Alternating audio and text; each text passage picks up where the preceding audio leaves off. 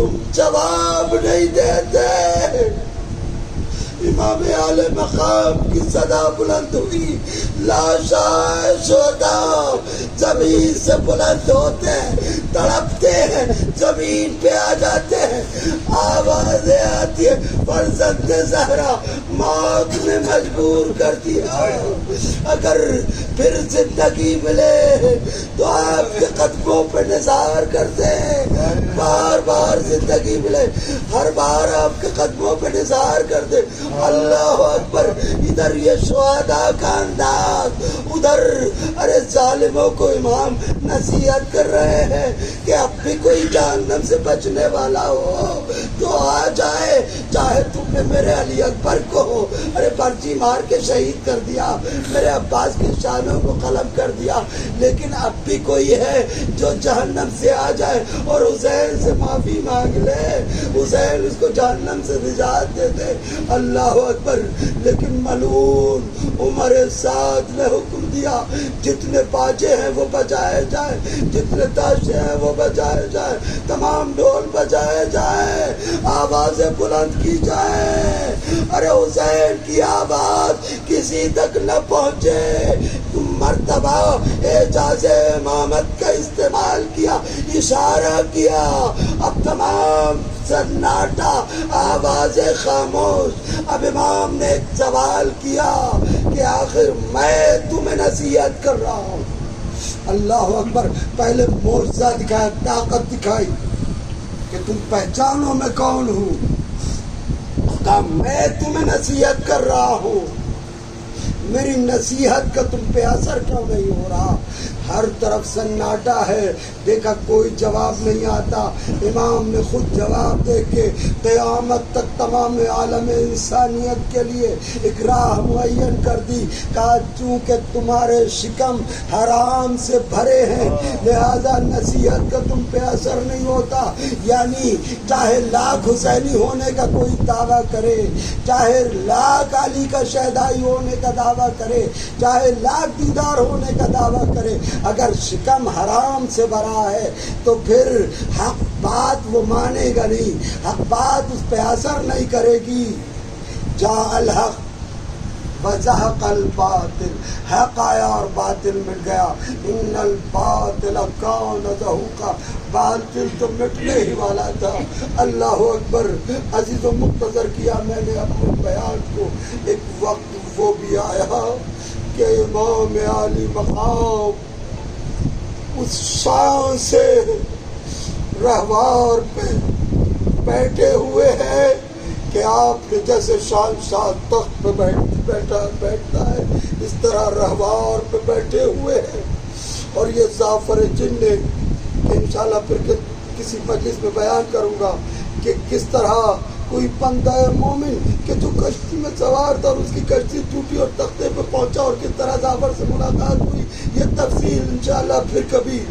اور اس کے بعد ظافر خود کہتے ہیں کہ میں نے وہ شان کائنات میں کسی شہنشاہ کی نہیں دیکھی جو کربلا میں حسین کی دیکھی۔ اور ظافر ہی نہیں بلکہ فضیلت تو وہ ہے کہ دشمن جس کو بیان کرے، خود رپورٹر ان چیف ہے یزید کے لشکر کا حمید بن مسلم، جو تمام رپورٹروں کا سردار ہے، وہ کہتا ہے کہ جیسے جیسے مصائب بڑھتے جاتے تھے حسین کے چہرے کی رونق بڑھتی جاتی تھی، حسین کا وقار بڑھتا جاتا تھا۔ تو ظافر کہتے ہیں کہ میں نے رہوار پہ وہ کائنات میں کسی شہنشاہ کی شان نہیں دیکھی جو حسین کی شان تھی کہ ایک گویا اپنے قدم کو اپنی ران پہ رکھا ہوا تھا اور شان سے میرا آقا بیٹھا ہوا تھا، اور چار چار فرسخ تک چاروں طرف اجنہ تھے، ان کے درمیان میں ملائکہ تھے، ان کے درمیان میں انبیاء تھے۔ شان حسین، عظمت حسین کے سامنے سب سر خم کیے ہوئے تھے۔ اور جب میں پہنچا میری تاج پوشی کا جشن تھا، دیکھا دو ملک بال بکھرائے ہوئے روتے ہوئے آئے کہ میری تو تاج پوشی ہے، تم رو کیوں رہے ہو؟ کہا تو یہاں تاج پوشی میں مصروف ہے، اور جس نے تجھ کو تاج پہنایا تھا اس علی کا لال کربلا میں درگاہ آدھا میں گھرا ہوا ہے۔ کہتا ہے جب میں سب کچھ چھوڑ کے وہاں پہنچا تو 4 فرسخ دور مجھے جگہ ملی، میں نے دور سے سلام کیا، مولا نے جواب دیا۔ اللہ اکبر۔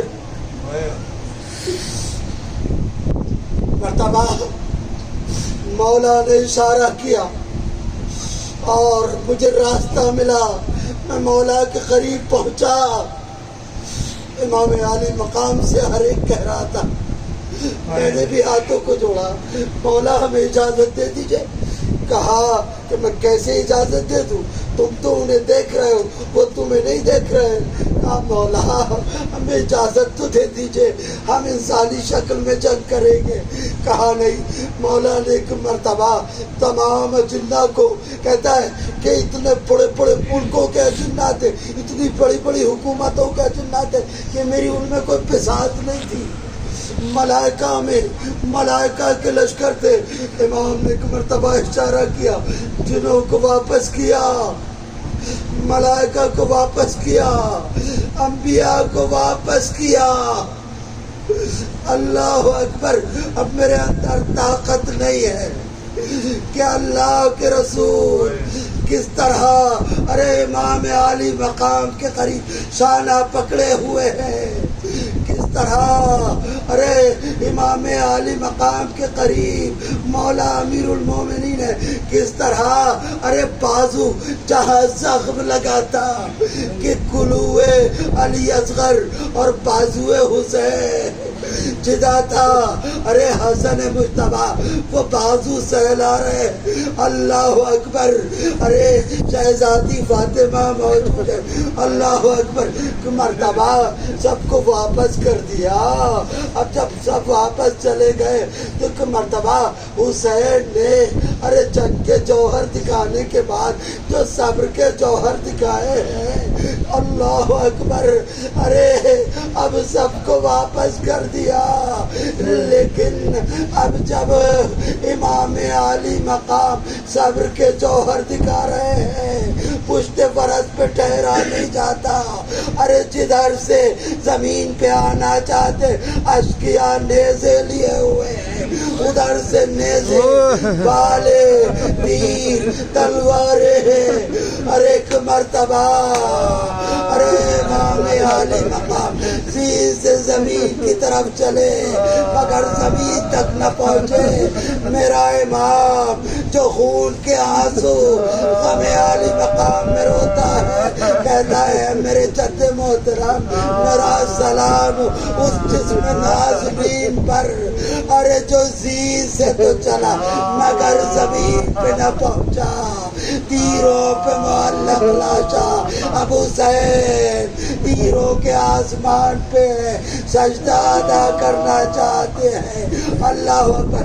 اگر ہمارے کوئی بانس چھٹاتی ہے پورا جسم بے چین ہو جاتا ہے، تڑپ جاتا ہے، یہاں ارے تیروں پر جسم ہے اثر امام عالی مقام، لیکن امام عالی مقام کے تمام تیر آگے کی طرف ہے، پشت کی طرف کوئی تیر نہیں ہے۔ آپ امام عالی مقام سجدہ کرنا چاہتے ہیں، ایک مرتبہ امام نے اپنے جسم پہ زور دینا شروع کیا، سجدہ غالب میں ارے زمین کو رکھا معبود اوفیت بعہدی اوف بعہدک، میرے معبود میں نے اپنے وعدے کو وفا کر دیا، تو بھی اپنے وعدے کو وفا کر دے۔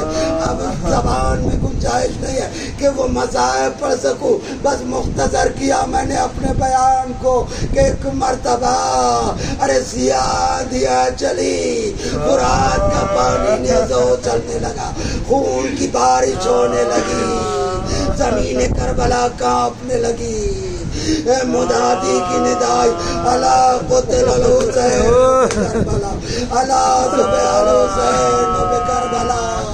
اللہ اکبر۔ مرتبہ ارے زینب نے بیمار کے شانے کو ہلایا، میرے لال حجت خدا امام وقت. ارے ذرا اٹھ کے تو دیکھو عالم میں کیا قیامت آ گئی. امام عالی مقام نے کہا پھوپھی اماں ذرا خیمے کا پردہ تو ہٹاؤ. پردہ جو ہٹا ارے نو کے نیزہ پر کا سر. السلام علیکہ یا ابا عبداللہ, السلام علیکہ یا ابن رسول اللہ. ارے السلام سلام کر کے امام عالی مقام. ارے یہ مظلوم امام کتنا مظلوم ہے. اللہ برکت ہے حدیث عشق تو باباد کربلا و دمشق. یکی حسین رقم کر دو دیگری زینب. امام سجاد کا غلام کہتا ہے کہ امام عالی مقام ارے صبح کو روزہ رکھتے تھے, دن بھر روزے سے رہتے تھے اور رات بھر عبادت کرتے تھے اور اتنا گریا کرتے تھے کہ مجھ سے دیکھا نہیں جاتا تھا. کمر جھک گئی تھی, بال سفید ہو گئے تھے. اللہ اکبر. ایک مرتبہ میں نے کہا میں نے دیکھا کہ امام صحرا میں تھے. میں تلاش کرتا ہوا گیا, دیکھا کہ ایک پتھر پہ امام عالی مقام عبادت کر رہے ہیں.